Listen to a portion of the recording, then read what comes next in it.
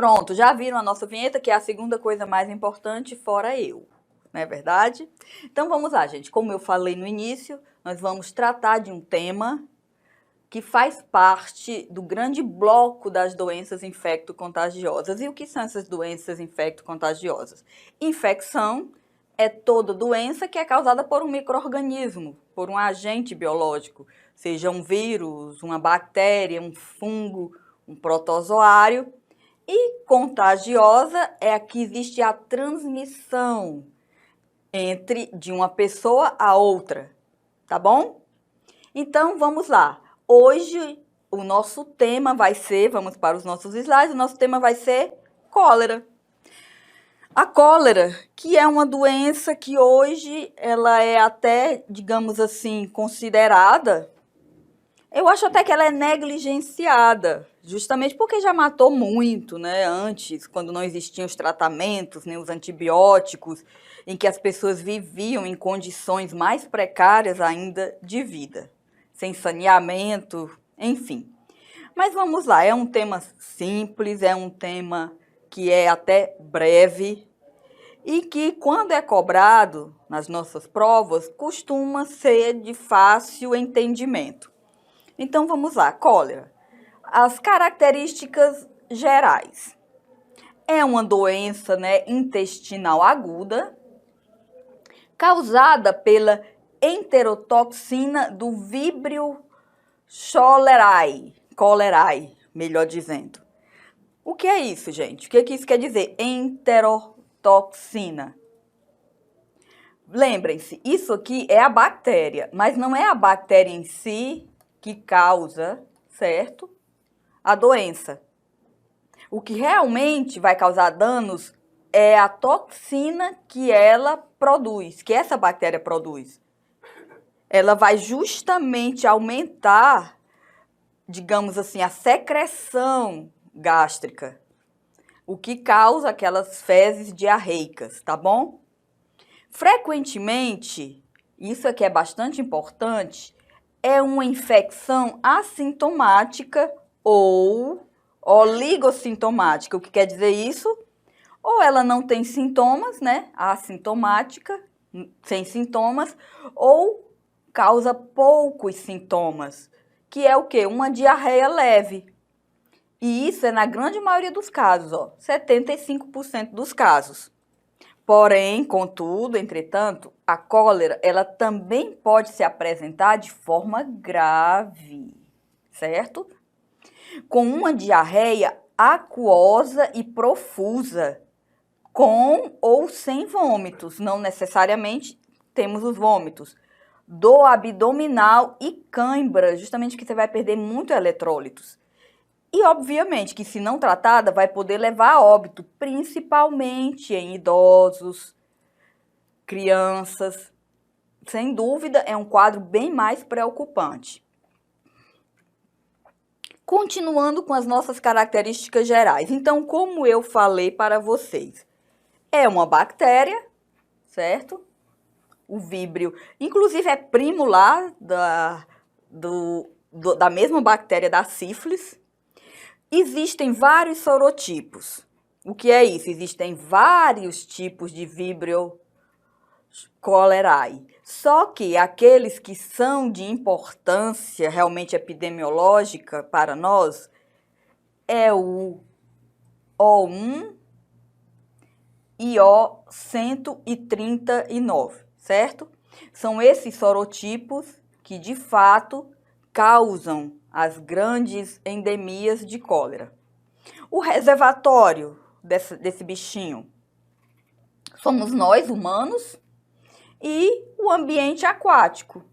Obviamente, o ambiente aquático, ó, contaminado, principalmente pelo quê? Pelo esgoto, certo? E o modo de transmissão? Nós temos dois modos. Nós vamos ter a transmissão direta, que vai ser aquela contaminação de pessoa a pessoa, e é algo bem mais raro, certo?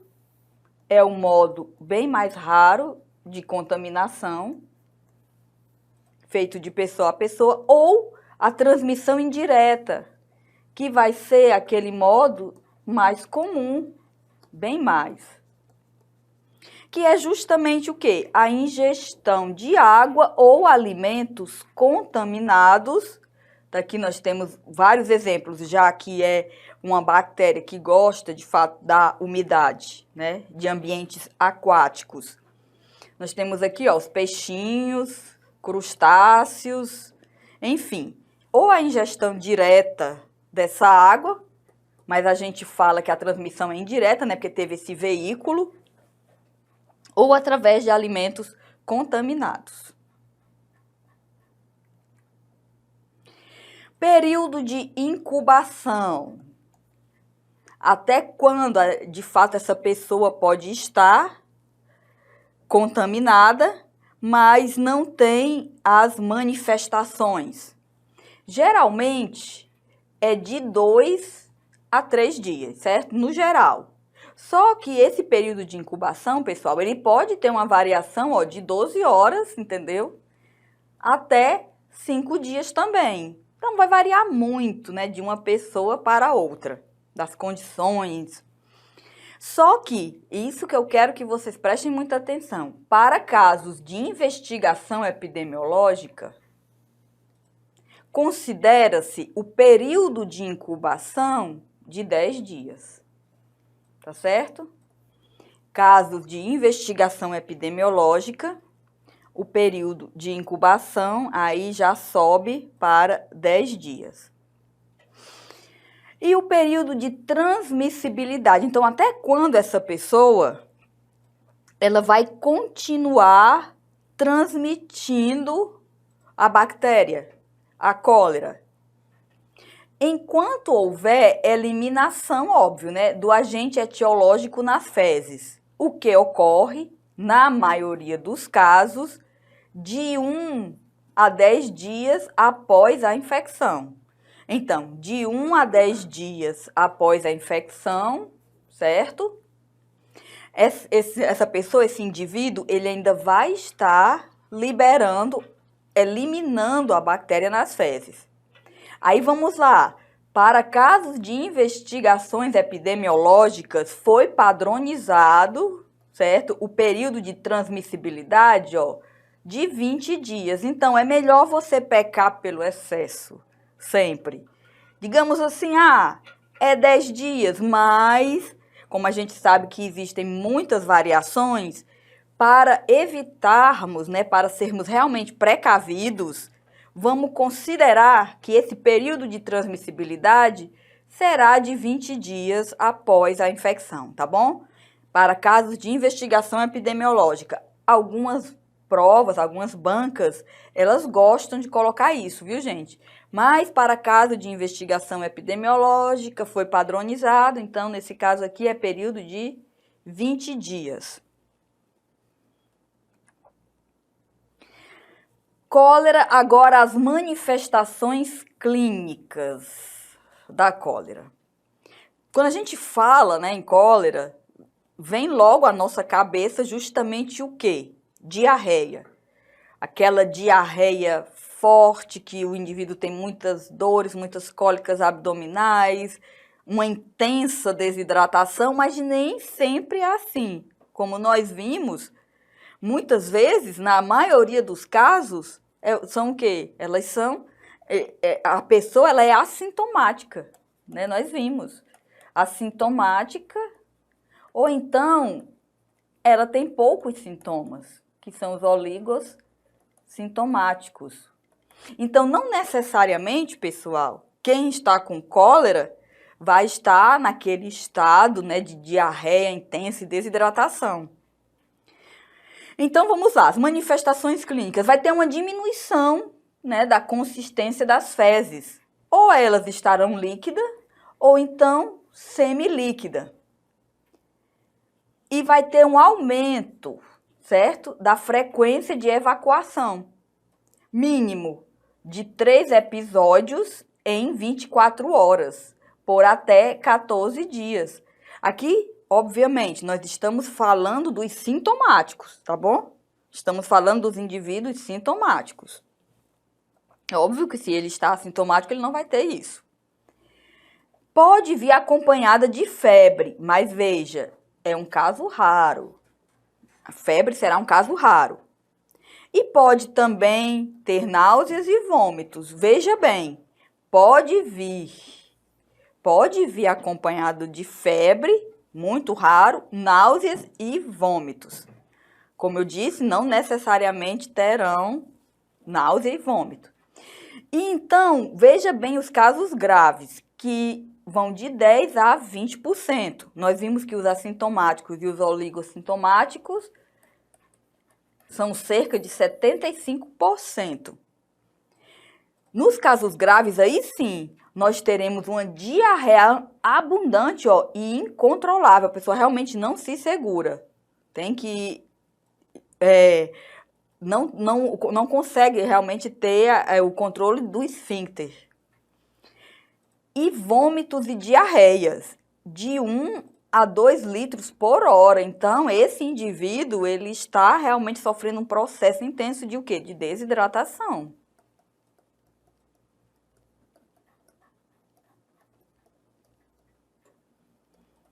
Certinho?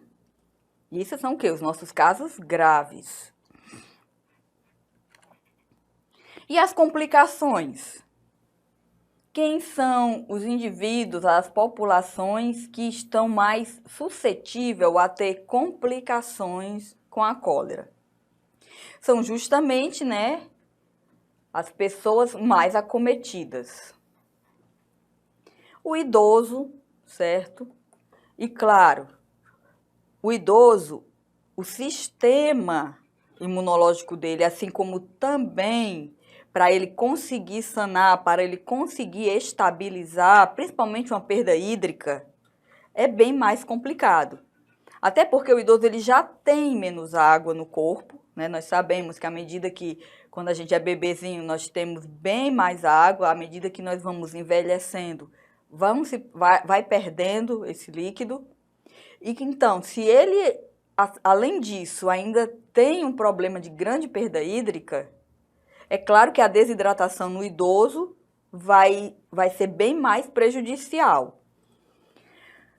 Pessoas desnutridas. Claro, já pensou? Da mesma forma, o sistema dele, de uma pessoa desnutrida, o sistema imunológico vai estar mais comprometido, terá menos reservas energéticas para poder se recompor e também menos líquido.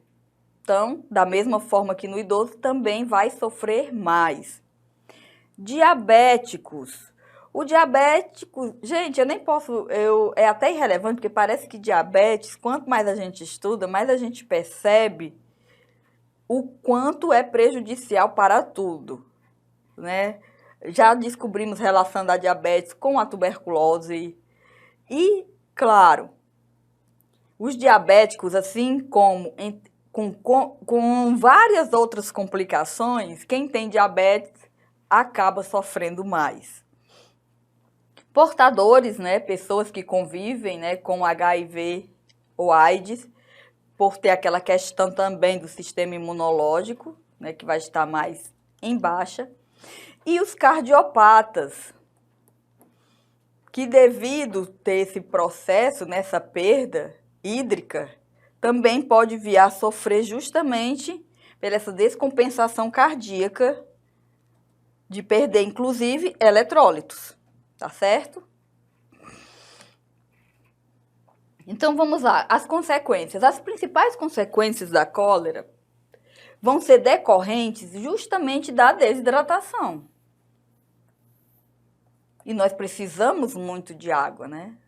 O nosso organismo funciona, quase todas praticamente as nossas reações químicas, elas funcionam em meio aquoso. Então, se você está perdendo água, você vai ter praticamente o seu corpo inteiro, todos os seus sistemas vão ser afetados. Uma das principais consequências que advém disso é o quê? É o choque hipovolêmico. Quem está lembrado da nossa aula de choque, nós já temos aí disponível, né, na nossa plataforma, a nossa aula de choque. que explica bem direitinho o choque hipovolêmico. O quê? A pessoa está perdendo água. Então, pouco volume. Pode ter um choque hipovolêmico, condição extremamente grave. Outra coisa também muito séria, necrose tubular renal. Devido não ter a água circulando pelos nossos túbulos renais, o que pode acarretar isso? Uma necrose, né? Morte das células renais. Atonia intestinal. O intestino ele vai perder a sua motilidade e o seu tônus, né? Por isso que vem a atonia intestinal. Outra consequência também, hipocalemia, a baixa de potássio, como eu falei para vocês, né? Estão perdendo eletrólitos nas fezes. E a hipoglicemia, por isso que complica a situação de quem é diabético, principalmente aquele que faz o quê? O uso da insulina, tá bom?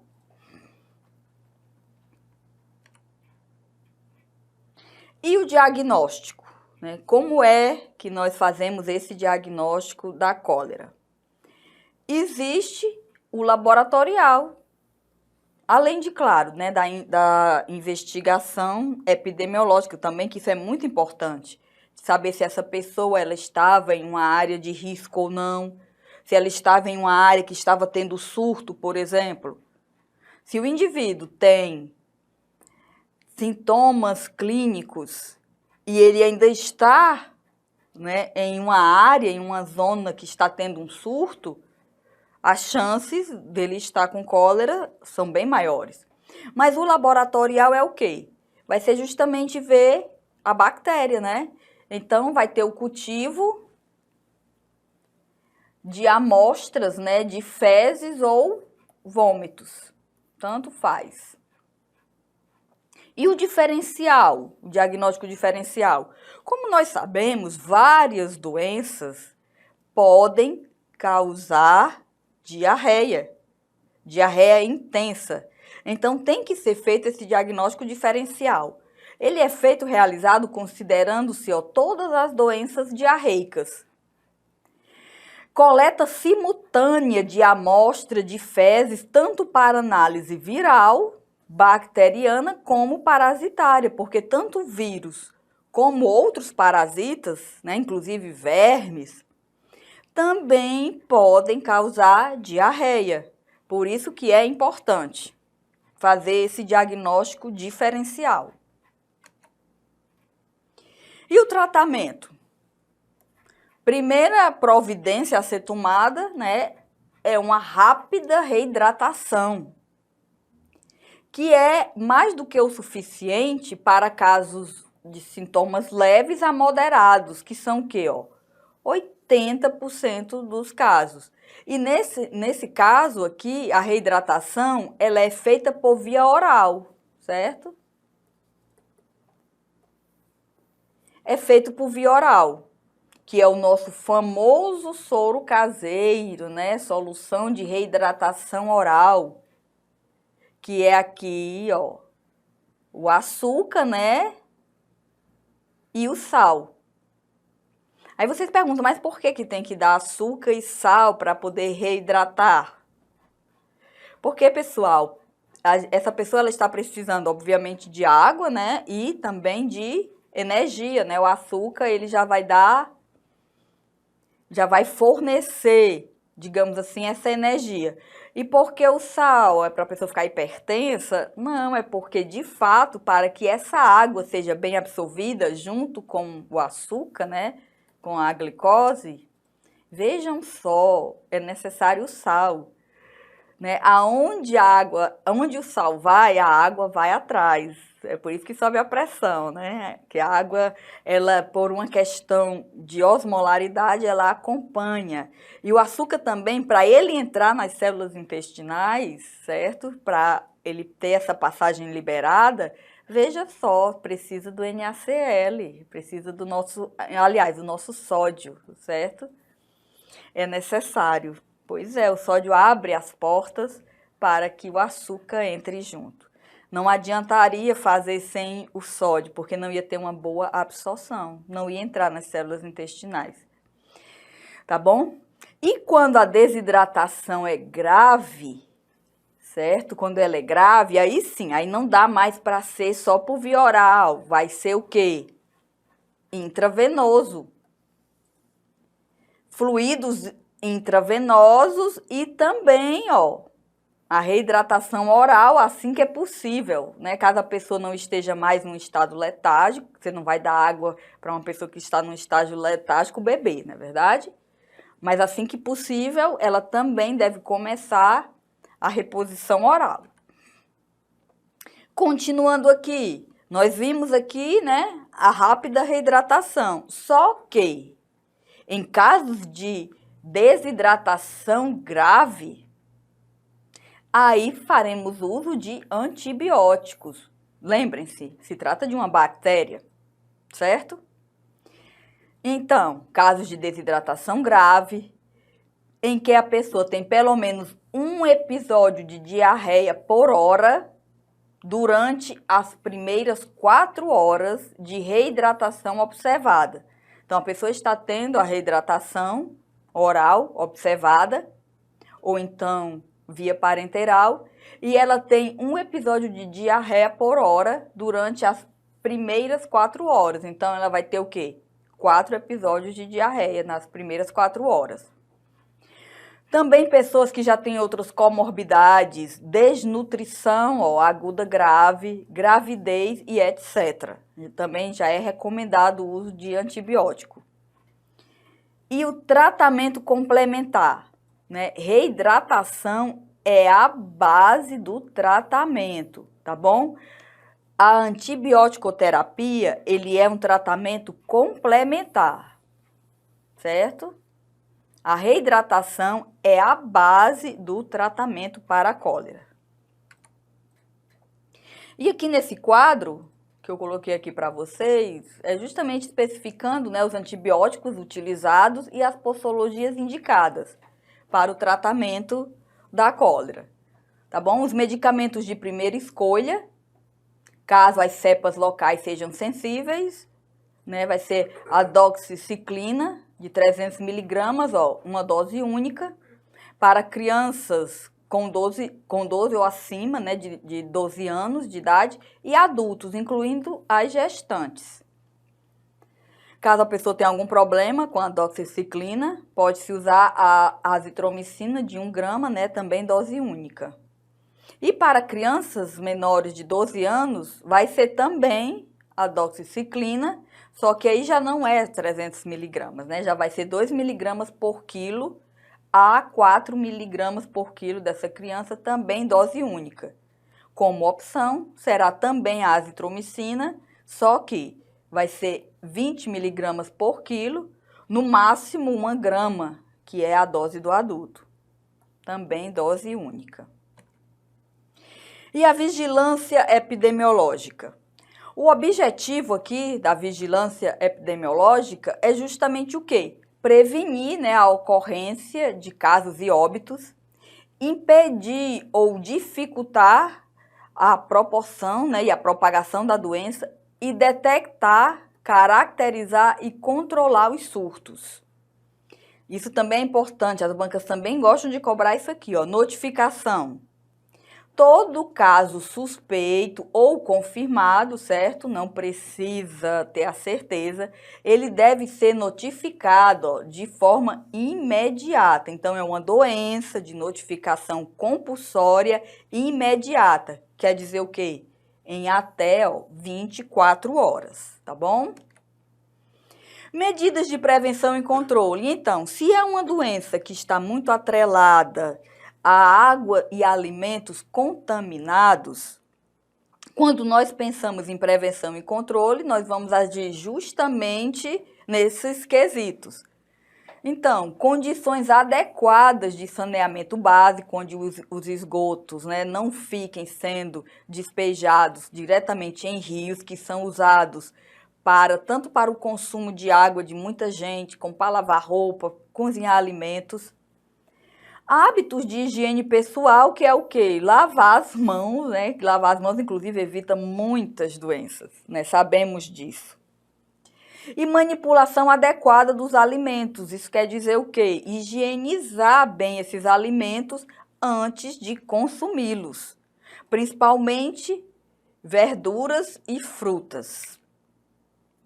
Continuando ainda na prevenção e controle, veja bem, tratamento da água com hipoclorito de sódio a 2,5%, colocar 2 gotas da solução de hipoclorito para cada litro de água. Aguardar 30 minutos, então, para beber dessa água. O hipoclorito também ele é usado, né, pessoal, para higienizar vegetais, certo? Antes da gente consumir ele. E também existe a vacina. Só que a vacina, né, não é disponibilizada no nosso Sistema Único de Saúde, tá bom? Existem 2 tipos de vacinas que são orais. Aqui, ó, o garotinho tomando. E ela é recomendada apenas para locais endêmicos, surtos e crises humanitárias, né, com o risco de cólera. Então, quando se tem enchentes, tá bom? Que aumenta as chances de ter um surto, é que elas são recomendadas, tá bom? E veja bem, pessoal, vacina, ela não vai evitar a infecção assintomática, certo? Ela não vai evitar a infecção assintomática. Ela vai justamente evitar os sintomas. E não é assim, a eficácia dela também não é, parece chegar a 50%, certo? Ela não tem, ela tem uma baixa eficácia, assim como também a duração dela. Então, pronto, pessoas maravilhosas, né? Nós encerramos por aqui. A gente viu que é uma coisa rápida, né? Cólera, breve, certo? Mas é muito importante estarmos antenados, né, sobre o tratamento, sinais e sintomas, porque as provas ainda gostam muito de cobrar esse tema, tá bom? Então, continuem firmes e fortes com os estudos de vocês.